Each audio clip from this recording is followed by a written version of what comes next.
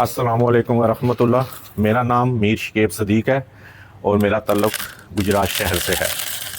پرندے رکھنا میرا شوق ہے، لیکن میرا مسئلہ یہ ہے کہ میں پرندوں کو پنجروں میں قید کر کے نہیں رکھ سکتا، لہٰذا میں اپنا پرندے رکھنے کا شوق ان آزاد پرندوں کو اپنے چھت پہ کھانا ڈال کے پورا کرتا ہوں۔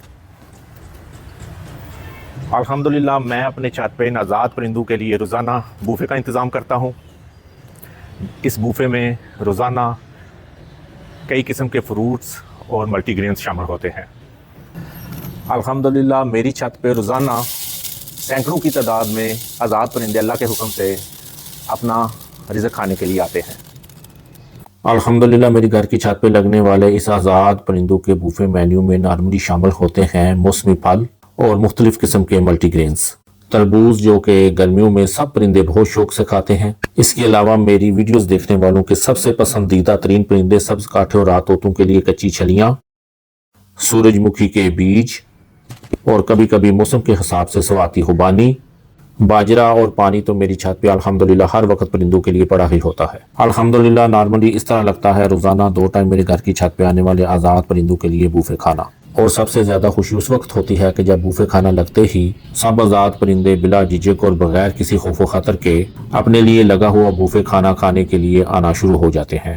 آزاد پرندوں کو کھانا کھلانے کی سب سے پہلی وجہ تو یہ ہے کہ مجھے ان پرندوں سے بچپن سے محبت رہی ہے۔ ان کی آوازیں، ان کی اڑانیں اور فطرت کے ساتھ ان کا تعلق ہمیشہ سے مجھے خوشی دیتا ہے، لیکن میں انہیں پنجرے میں قید کر کے نہیں رکھ سکتا، اسی لیے میں اپنے گھر کی چھت پہ آنے والے آزاد پرندوں کے لیے روزانہ صبح و شام بوفے لگاتا ہوں اور ان آزاد پرندوں کو دیکھ دیکھ کے اپنا پرندے رکھنے کا شوق پورا کرتا ہوں۔ شروع میں یہ پرندے صرف صبح اور شام میرے گھر آتے تھے، لیکن الحمدللہ اب پورا دن ان آزاد پرندوں کا اللہ کے حکم سے میرے گھر جم غفیر لگا رہتا ہے۔ ان آزاد پرندوں کو روزانہ کھانا کھلانے کی دوسری اور سب سے اہم وجہ یہ ہے کہ آج کل جدید طرز زندگی اور پیسٹی سائیڈ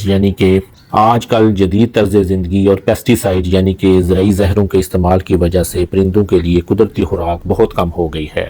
پہلے کھیتوں، باغوں اور کھلی جگہوں میں انہیں آسانی سے دانہ اور کیڑے کھانے کو مل جاتے تھے، لیکن اب ماحول بہت تبدیل ہو چکا ہے۔